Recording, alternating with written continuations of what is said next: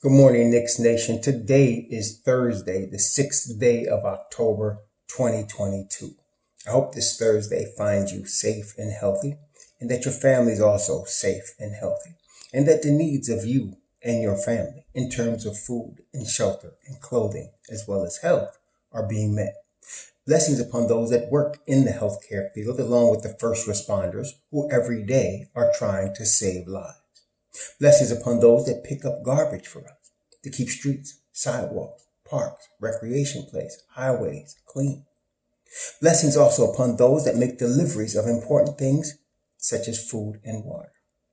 Blessings also, double blessings on the men and women trying to help deliver and rescue the victims, the teenagers and children who are the victims of child molestation and pedophilia, as well as those other people who are victims of prostitution and child prostitution, pornography and child pornography, human trafficking and sex slavery, and double curses on the perpetrators, the perverts, and the profiteers who traffic in human misery.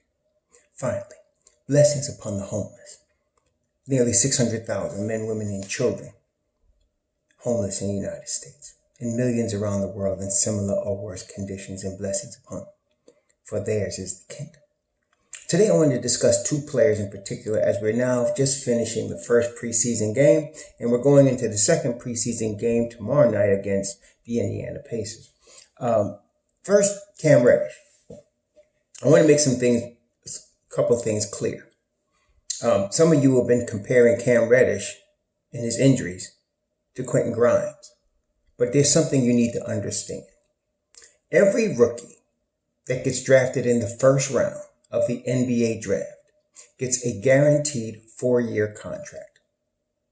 Now, the contract represents the 4 years in which the rookie gets to prove his worth. Okay? In the beginning of that 4-year period, there's a lot of leeway. There's a lot of patience with the rookie. As you get closer to the end of it, though, that leeway and that rope shortens. Cam is in his 4th season. In his first 3 seasons, he had been very injury prone. So the rope for him is short. He cannot afford a sprained ankle even, because it can cost him millions of dollars. Now, he's talented enough to be an NBA player, because you have to be really talented at basketball to play in the NBA. But the question with Cam is not whether his career would be salvaged. He's going to have an NBA career. The question is he going to be a guy along the lines of a Josh Jackson, where he's going to be from team to team, a trade piece, somebody that's at the most going to get a mid-level exception if he's playing well and not injured for 60 games? Or is he going to be something like an $80 million player over 4 years? Somebody that can be a rotational cornerstone for a team. That's what we're dealing with Cam Reddish.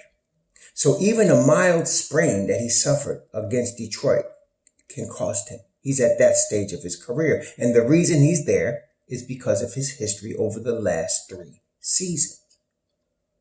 Quentin Grimes is in a different scenario. This is only his 2nd season. That gives him time to get through these kinks, that hopefully they are just kinks in his career. If he continues to be injured this year and misses a significant amount of time, and then next year, well, then he'll be in the same position as Cam Reddish is right now. But at this point, he's not. So you can't look at them the same. One is in his 2nd season and the other is in his 4th. That's a huge difference for a rookie being drafted in the first round. Okay? So Cam is not going to get the leeway that Grimes is going to get because of where he is in his career.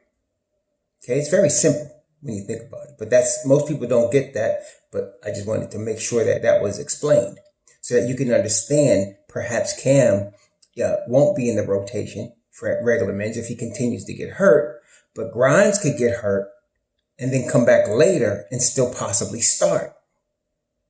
Okay? It's not that Tibbs will be playing favorites. That's how it is in the NBA with rookie contracts, because you're dealing with money. Okay? So That's that. Whereas, and again, you can compare, for example, Cam to RJ. RJ has played the majority of the games in his first 3 seasons. He has missed very little time due to injury. In fact, he's among the leaders in minutes played in the NBA. So you can pretty much depend on him to be there. Then it's just a question of his value as an NBA player. And I think we just seen that demonstrated in him signing a $120 million extension. So that's how these things operate, right? Now, with regard to Julius Randle, that's the second player I wanted to talk about today. Before the season, I was advocating a trade for Julius Randle, and I believe the Knicks were too, but the problem was that teams wanted a first-round draft pick or a draft pick. They didn't specify first round, but they wanted draft compensation to take on Julius Randle's contract. They wanted draft compensation to take on Julius Randle's contract. And some have wondered or asked about after this game that he just played Tuesday, in which he played fabulous. And it's not, again, I get a subset of what we're going to talk about is it's not because it was Detroit that we're excited that he played so well. The things he did against the Pistons, he can do against all other 29 teams, which are run without the ball on offense, move without the ball, play defense, hustle on defense, rotate timely, right? Rebound strongly. Okay, and don't force shots and don't turn the ball over. He can do that against any NBA team. And all of that has to do, again, with his mental makeup and, of course, with the addition of point guards. Now, I say point guards because we know Jalen Brunson, we have Derrick Rose, and we have Deuce McBride. There are some that are still listing Emmanuel Quickley as a point guard. For the Knicks, he's not a point guard. For the Knicks, Emmanuel Quickley is a guard, which means he can play both positions. But again, this is another video, but Emmanuel Quickley is probably going to leave the Knicks. Why do I say that? Not this year, probably next year. Because there's some team out there that will start him at the point guard spot. He will not start for the New York Knicks at point guard. Not for the next 4 years. Okay? And he is next year going to be in his 4th season. Looking for the money. So some team's going to offer him a starting point guard role. It will not be the New York Knicks. Therefore, my prediction is he will leave the Knicks unless he decides to settle on being a backup point guard or a backup guard. If he settles on that, then he'll stay with New York. I don't think he will. I don't think he's of that makeup that says, I'm going to settle to be a bench piece when I think I'm a starter. But that's another video. But we have 3 point guards. Jalen Brunson, Derrick Rose, and Deuce McBride. And because we have these 3 point guards, they all help Julius Randle because they're all real point guards. They will find him. They will get him in positions which he was against Detroit. And again, this would happen against any team where you're switching and you end up one-on-one with a player that most of the time cannot guard him. Okay. And then he decides, Julius, to make a decision within 1 or 2 dribbles, 3 dribbles at the most. He's either passing or he's going or he's shooting. And he can do that against all 29 teams. So now that's Julius Randle as a 3rd option. That's not Julius Randle. Some people say, well, this is the Pelicans Julius. No, the Pelicans Julius Randle sucked. Why? Because their team sucked. Because he did nothing with those stats. But as a 3rd option on this team, that's a whole different story. That's winning stats now.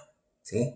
So some team now, as you get to, if he continues to play like this, and because he will continue, if he does, the Knicks will win a lot more basketball games, right? So if he continues to play like this and the Knicks are winning and they got a really strong record at the midpoint, teams will be calling about him. Now the question is, should we still trade him?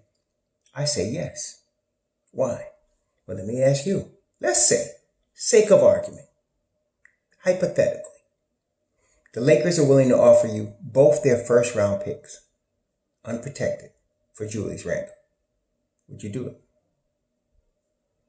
So now you'd have an extra 2 first rounders, unprotected. Obi Toppin's your starting power forward. I would do that in a heartbeat. Okay?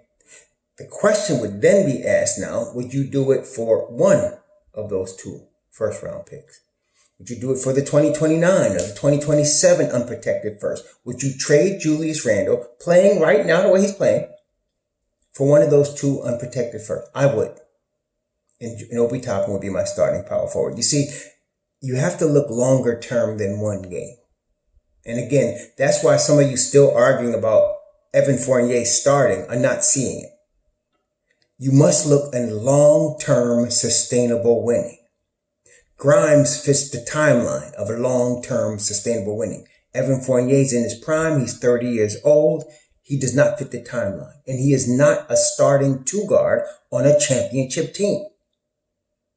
Grimes can be. At least he has the upside to be.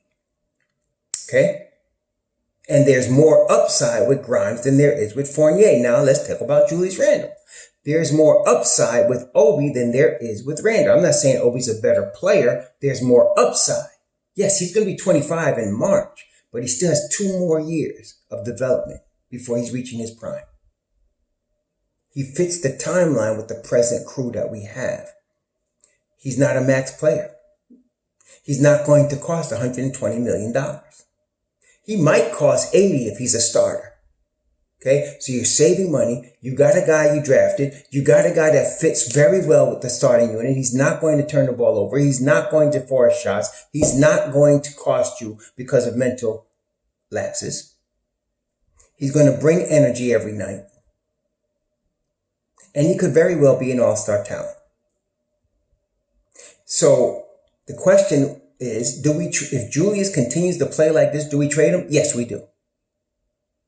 We trade him at a high value and we get at least 1 unprotected first round pick.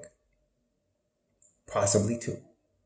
But at least 1 unprotected first round pick. And I think teams, and I'm mentioning the Lakers because again, if he's playing the third option and he's playing it the way he played against Detroit, you can put him with LeBron and AD now because he's going to spread the floor. He's going to run the floor. He's going to run without the basketball and LeBron will find him. Okay, so that is what I'm seeing going forward. Now, the Knicks may very well decide to keep him. There's always that possibility and go forward with him after the season. But I'm thinking if he continues to play like this, and B, that's A, and then B, if someone offers a first round unprotected pick for him, I'm trading him. Okay, you got to look longer term. See, you're feeling real good about it right now because he's playing so well and he's playing within himself and he's the third option and he's willing to take the backseat to RJ and Jalen Brunson. Nice. But Obi Toppin's our future. That's you're looking at right now. Obi Toppin is our future at the power forward spot. And I still believe that. I love Julius the way he's playing now. And if the Knicks decide to keep him, okay, I'm not going to doubt about it. Some of y'all tripping one way or the other, but I ain't going to trip. Fine. But I still think the best move for Leon to make at the trade deadline, if this is going the way we think it's going, trade it. Get the number ones. Now you can package those number ones later in 2 seasons when a superstar like a Luka Doncic becomes available. It may want to change his scenery. I'm just using him as an example. It could be any superstar. If Anthony Edwards decides, I don't want to be in Minnesota no more and I'm not signing the extension. See, you want to be in a position to take advantage of that. Okay, so and that may not be next year. Again, that may be 2 seasons, but you got to look down the road. And that's what I like about Leon Rose. That's why I call him the Don. He always is looking down the road. You'll have a good Thursday. Be safe out there. Enjoy. Shalom.